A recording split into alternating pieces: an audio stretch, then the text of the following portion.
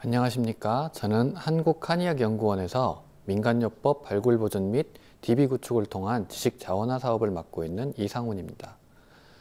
2012년에 전 국민을 대상으로 민간요법 사용 실태를 조사한 결과 전 국민의 71.3%가 지난 1년 동안 한 가지 이상의 민간요법을 사용한 적이 있다고 응답하였습니다. 그만큼 민간요법은 우리 삶에 매우 깊숙이 들어와 있다고 할 수 있습니다. 대체 왜 70%가 넘는 국민이 민간요법을 사용하고 있을까요?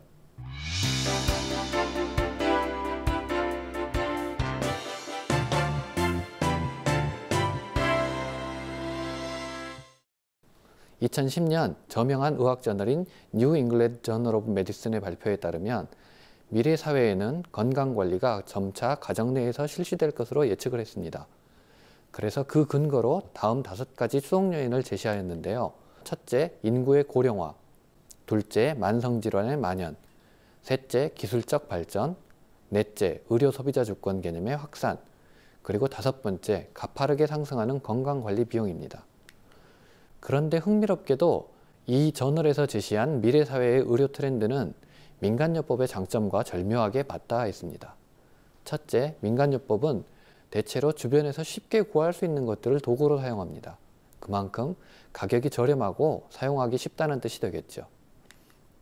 두 번째, 민간요법은 대체로 어렵거나 복잡하지 않고 쉽게 배워서 자기 자신에게 혹은 가족에게 사용할 수 있는 요법들이 대부분입니다. 이는 의료 주권이 의사 중심에서 소비자인 환자 중심으로 넘어가고 있는 현재의 트렌드에 가장 부합하는 측면이라고 말할 수 있습니다. 또한 세 번째로 민간요법은 대부분의 재료가 음식 등에 사용될 수 있는 정도의 재료를 쓰기 때문에 비교적 독성이 낮아 안전하고 오래 복용할 수 있다는 장점이 있습니다. 이러한 점이 고령화와 만성질환에 의해 오랫동안 약을 복용해야 되는 현대인들에게 매력적으로 느껴지게 되는 것이라고 생각이 됩니다. 또한 최근에 발달한 인터넷과 방송 매체 등으로 인해서 예전에 접하기 어려웠던 최신 연구 결과와 건강 정보들을 굳이 의사를 만나지 않고도 일반인들도 쉽게 접근할 수 있게 되었습니다. 이로 인해 개개인이 각자 자기 건강에 대한 전문가가 되어가고 있다는 점이 민간요법을 더욱 활성화시키는 이유이기도 합니다. 민간요법은 이렇듯 전문 의료인이 아니라 하더라도 가정에서 손쉽게 사용할 수 있는 비교적 간단한 의학 지식을 말한다고 할 수 있습니다. 이런 민간요법은 그 출처에 따라서 크게 2가지로 구분할 수 있는데요. 첫 번째로 정통의학의 의학 지식이 단순화돼서 일반인에게 보급된 것, 그리고 두 번째로 개인의 경험에 의해서 자연 발생적으로 축적되고 공유된 것이 퍼지게 된 것 등이 있습니다. 물론 이 위에 최근에는 외국에서 수입된 민간요법들이 있는데요. 이 역시 외국에서 처음 발생될 때는 방금 말씀드린 2가지 과정을 통해 형성된다는 점에서 동일하다고 할 수 있습니다. 그런데 우리나라의 민간요법은 한의학과도 매우 밀접한 연관을 가지고 있습니다. 이러한 현상은 일제강점기라고 하는 특수한 시대를 거친 우리나라의 역사적 특징과도 무관하지 않은데요. 일제강점기 동안 한의학 말살 정책을 펴면서 서양의학 중심의 의료제도를 만들게 되는데, 이때 만들어진 서양의학 중심의 의료제도가 사실상 우리 민족을 위한 것이 아니라 이주 일본인들과 소수 친일파들을 위한 제도였기 때문에 우리 민족들은 이러한 제도권 의료 혜택에서 소외되었습니다. 그래서 우리 민족은 스스로 건강관리를 해야만 했고, 이러한 필요성 등으로 인해서 한의학 서적에서 쉽게 자연에서 채취해서 쓸 수 있는 요법들을 뽑아서 만든 민간요법 서적들이 베스트셀러가 되면서 각 가정으로 활발하게 보급이 되게 됩니다. 실제 지금도 민간에서 사용되고 있는 삼눈이 선다, 혹은 복학, 혹은 담 결린다 등등의 많은 표현들이 조선 후기에 만들어진 한글판 한의학 서적인 각종 언해본들과 일제강점기에 사용된 민간요법 책에 쓰인 단어와 일치하는 것들을 통해서도 확인할 수 있습니다.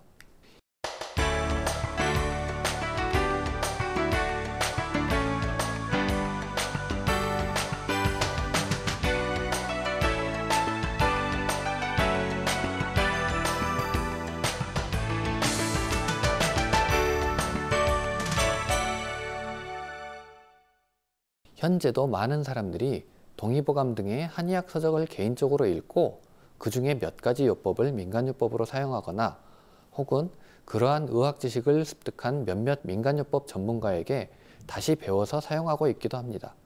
이런 경우가 정통의학 지식이 간소화되면서 민간에 퍼져나가 민간요법이 된 경우에 해당하는 것입니다. 또한 그 반대의 경우로 민간에서 사용되는 요법이 한의학에 포함되는 과정에서 검증을 받는 경우도 있었는데요. 버섯 중독의 오이즙을 사용하는 방법이 향약구급방에서 최초로 의서에 수록이 되어서 향약 집성방까지는 꾸준히 사용이 되었다가 200년 후의 의서인 동의보감에 이르러서는 효과가 인정되지 못하고 삭제되기도 하였고, 동의보감에서 모과전으로 담음을 치료하는 단방요법이 민간요법으로 소개되었다가 200년 후의 인재지에서는 동의보감방으로 계승되기도 하였습니다. 현대에도 이러한 민간요법의 힌트를 얻어서 과학적 검증을 거쳐 새로운 치료기술이 개발된 사례들이 굉장히 많습니다. 가장 유명한 사례로 아스피린을 들 수 있는데요. 해열 진통제로 가장 널리 사용되는 아스피린의 경우에도 이집트 파피루스에 그 효능이 적혀 있을 만큼 오래전부터 경험적으로 알려져 있던 것이 살리실산이라고 하는 유효 성분을 찾아내서 대량 생산하게 되면서 현재 우리가 사용하고 있는 알약이 된 것입니다. 또한 최근에는 개구리가 부드러운 피부를 보호하기 위해서 분비하는 점액에 포함된 라날렉신이라고 하는 물질을 이용해서 슈퍼박테리아를 죽일 수 있는 차세대 항생제를 개발하고 있기도 합니다. 우리나라와 일본에서는 말린 개구리를 참기름에 개어서 상처에 바르는 민간요법이 사용되어 왔고요. 이탈리아에서는 입안에 상처가 났을 때 작은 개구리를 물고 있는 민간요법이 사용되어 오기도 했었습니다. 이처럼 얼핏 보기에는 아무 효과가 없을 것 같고 미신과도 같아 보이는 민간요법이 과학적 연구를 거쳐서 새로운 의료기술이 되고 있기도 합니다. 또한 충북지방에서 관절염이 많이 사용되고 있는 민간요법인 닭발곰탕 역시 하버드 대학에서 임상연구를 통해 닭발에 포함된 타입2 콜라겐이 류마티스 관절염에 효과가 있다고 하는 것을 밝혔고, 이러한 결과가 사이언스지에 발표된 이후 한 달에 3,500달러짜리 관절염 치료제로 판매되고 있습니다. 하지만 민간요법에 이러한 장점만이 있는 것은 아닙니다. 정통의학 지식이 민간으로 전수되는 과정에서 왜곡이 발생해서 별로 효과가 없는 치료법이 효과가 과장되거나 혹은 복용이나 시술 시 주의사항이 누락이 되어 사용상 위험을 일으키는 경우도 많습니다. 예를 들어 항암 효과가 있다고 민간에서 많이 사용되고 있는 겨우살이, 미술토요법이라고도 하는데요. 겨우살이 같은 경우는 한의학에서도 그렇고 실제 외국의 임상연구 결과에서도 마찬가지로 관절질환에 대한 효과는 충분히 인정이 되고 있지만 암치료에는 아직 근거가 충분히 확인되지 않은 상황입니다. 하지만 아직 근거가 부족한 암치료와 관련된 연구가 오히려 일반인들에게는 더 많이 알려져서 항암요법으로 더 많이 쓰이고 있는 상황입니다.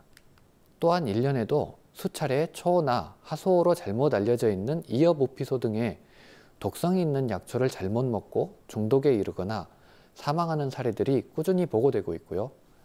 아토피 피부염 등 피부질환을 치료해서 약초나 목초액 등을 바르다가 폐혈증으로 사망하거나 부항시술을 받다가 감염으로 사고를 겪는 사례들 또한 지속적으로 보고되고 있습니다. 이처럼 민간요법은 쉽게 쓸 수 있고 비교적 안전한 경우가 많지만 잘못 사용할 경우 건강을 위협하는 등 야누스의 얼굴과 같은 특징을 갖고 있습니다. 하지만 아쉽게도 이러한 민간요법과 관련된 안전성과 유효성에 대한 정보는 일반인들이 참고할 수 있을 만큼 충분히 쌓이지 못한 상태입니다. 다만 미국의 국립보건원에서 제공하는 Herb at a Glance라고 하는 약초에 관한 정보와 우리나라의 국립암센터에서 보급하는 보안대체요법에 대한 정보, 그리고 미국의 내추럴 스탠다드사의 보안대체요법의 부작용과 효과에 대한 자료를 번역해서 제공하고 있는 한국유방암사이버센터의 자료 정도가 참고할 만하다고 할 수 있습니다. 2000년에 국제지식재산기구인 와이포에서 전통지식의 지적재산권을 인정하기 위한 국가 간 위원회가 설치되었고, 그 이후로 10년 후인 2010년 일본에서 나고야 의정서라고 하는 국제조약이 체결되면서부터 전통지식과 관련된 식물, 동물 등이 새로운 자원의 하나로 인정받을 수 있게 됨에 따라서 전통 지식의 가치가 매우 높아지게 되었습니다. 그 중에서도 가장 부가가치가 높은 것이 바로 의료 관련 전통 지식인 민간요법입니다. 현재 한의학연구원에서는 이러한 민간요법 중 문헌으로 남아있지 않고 고전으로 전승되는 전통 지식의 소멸 방지를 위해 민간요법 발굴 보존 및 DB 구축 사업을 2011년도부터 진행해 오고 있습니다. 현재는 가장 시급한 소멸 방지를 중심으로 연구가 진행되고 있지만 향후 이렇게 축적되고 보존된 민간요법을 기반으로 안전성 연구를 거쳐 국민 안전망을 구축하고 유효성 연구를 거쳐 새로운 의료기술을 개발할 수 있는 아이디어의 보고가 될 것으로 기대하고 있습니다. 서두에 말씀드렸던 것처럼 민간요법은 미래 의료의 5가지 트렌드에 가장 잘 부합하는 소비자 중심 의료시장의 핵심 컨텐츠입니다. 이러한 민간요법에서 개발된 우수 의료기술은 미래 의료시장에 대응해서 우리나라의 경쟁력을 강화하고 먹거리를 창조하는 새로운 창조경제의 블루오션이 될 수 있을 것입니다. 지금까지 경청해 주셔서 감사합니다.